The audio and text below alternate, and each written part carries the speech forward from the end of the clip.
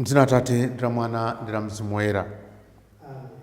Ambuye akhale nanu. Takumananso lero pati yankhuleni Ambuye. Lero pa 30 May 2023 Lachiwiri.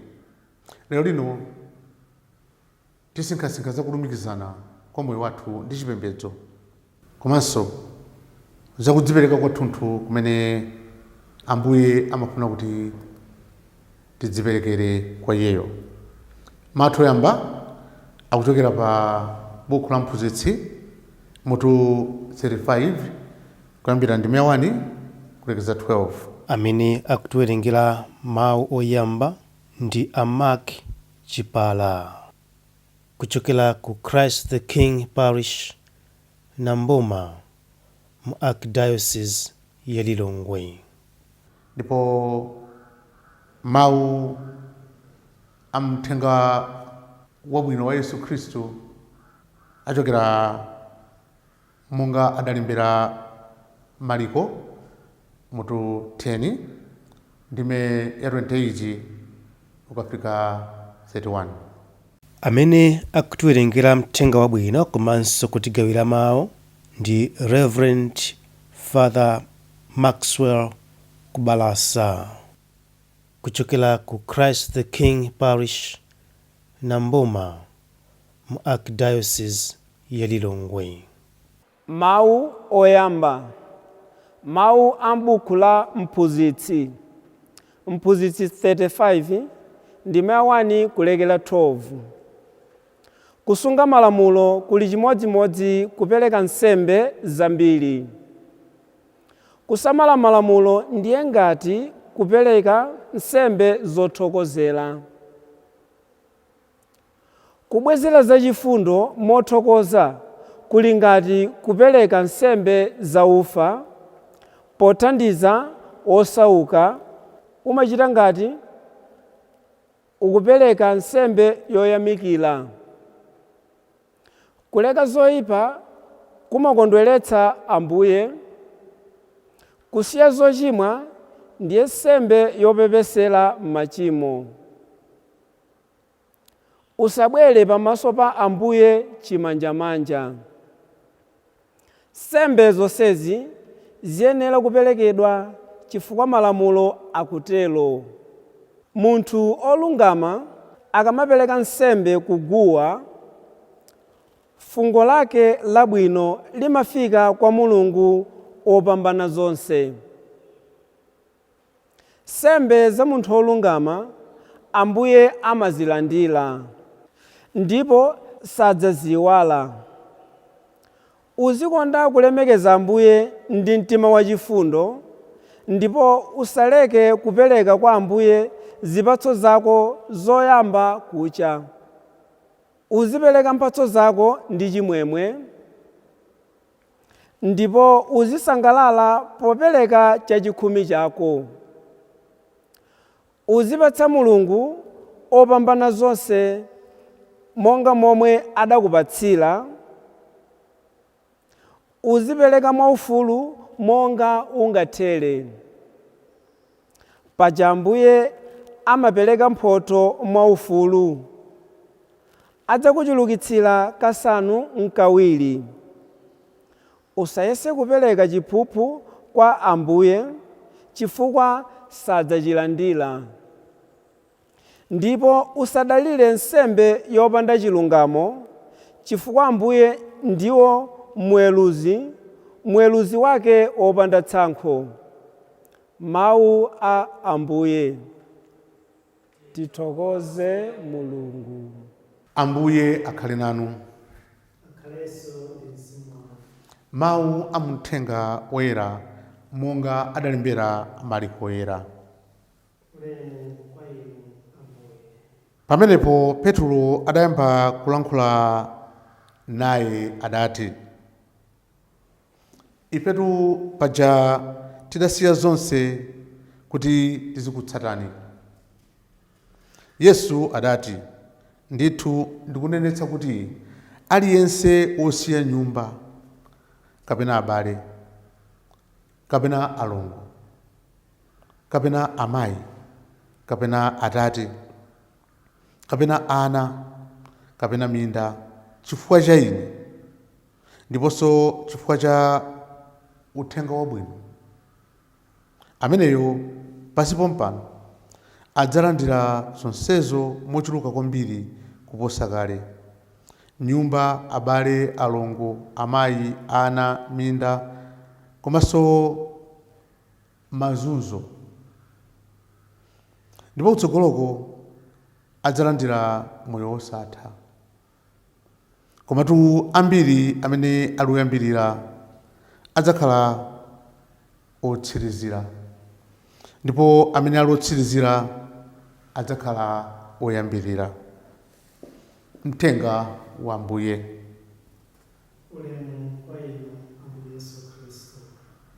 Mawu amene tawerenga oyamba kuchokera m'buku la Mphunzitsi akukamba zakutsata malamulo a Mulungu,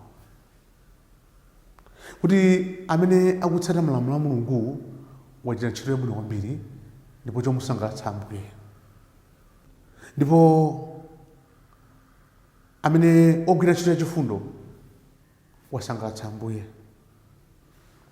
ndipo amene wapewa tchimo m'moyo mwake wakondwetsa Ambuye,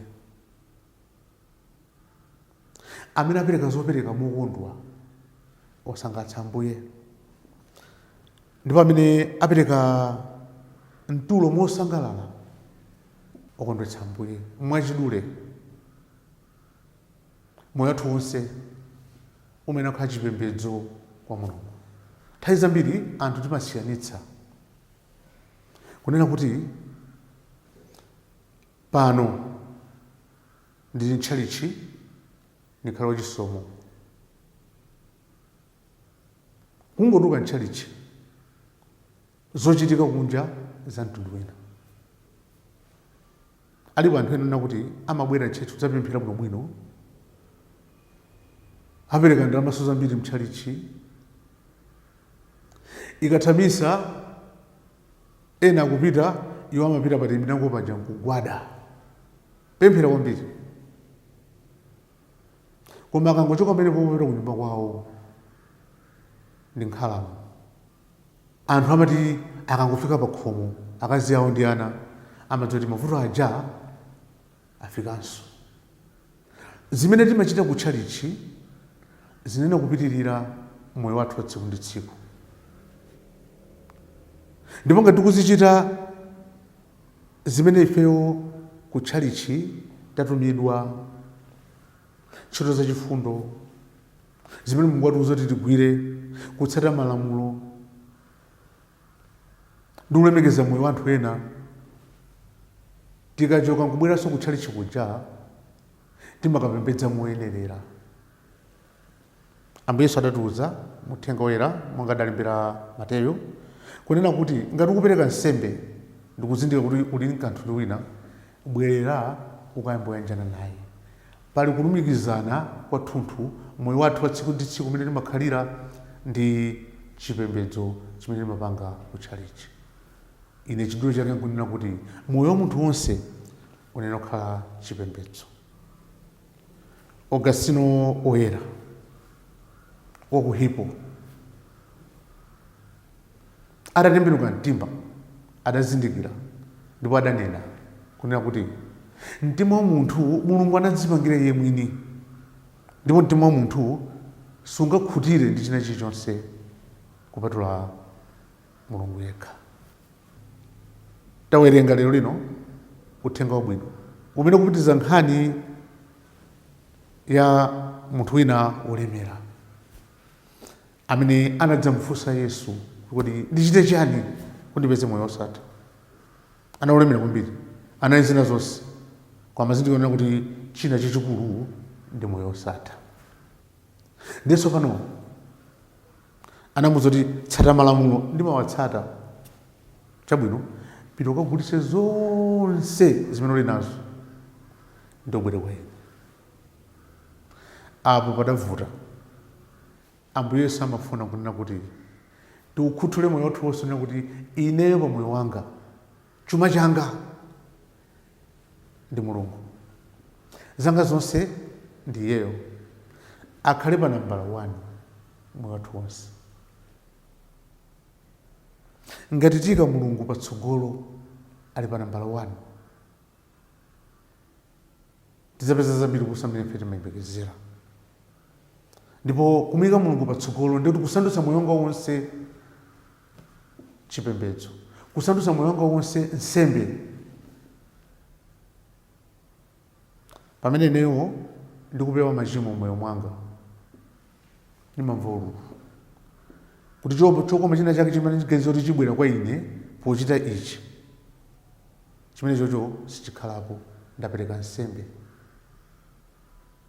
Ineyo ngati nditsata malamulo a Mulungu kunena kuti ndilemekeze ufulu wa uyu monga mmene Mulungu akufunira, ndilemekeze mbiri ya uyu, ndipo panopa ndinene choona chokha. Ndikapeza kuti pochita zonsezo makhala element ya sacrifice ya china chake. Chipo china chake ndi chimene kuchipanga forgo chifukwa cha ubwino wa china chake. Ndiye kuti ine moyo mwanga ubwino unene okhala kuti ndipange zosangalatsa Mulungu, ndikhale pa ubwiza wabwino ndi Mulungu wanga, kudzipereka kwathunthu. Ndipo Ambuye Yesu akuwauza ophunzira ake nena kuti aliyense amene amuyika patsogolo kuposa zina zonse, amene yoyo ali nzambiri zimene adzalandire. Koma akuonjezanso nena kuti adzalandiranso zambiri phatikiza mavuto. Mavuto ndi gawo la moyo wathu wa Chikhristu. Palibe munthu amene angatokhala Mkhristu opanda kupereka nsembe. Palibe munthu angakhale Mkhristu opanda pena pake kumva ululu wina wake. Yesu Khristu amene kumutsatira ndi nsembe imene inaperekedwa chifukwa cha machimo athu, imene inaperekedwa kuti ifeyo tifike ku cholinga chimene Mulungu adatilengera. Tikhale ndi umulungu monga Mulungu adafunira. Tipemphe Mulungu tsiku la lero kuti atithandize kupanga moyo wathu wonse kukhala nsembe, kukhala chipembedzo kwa Mulungu. Amen.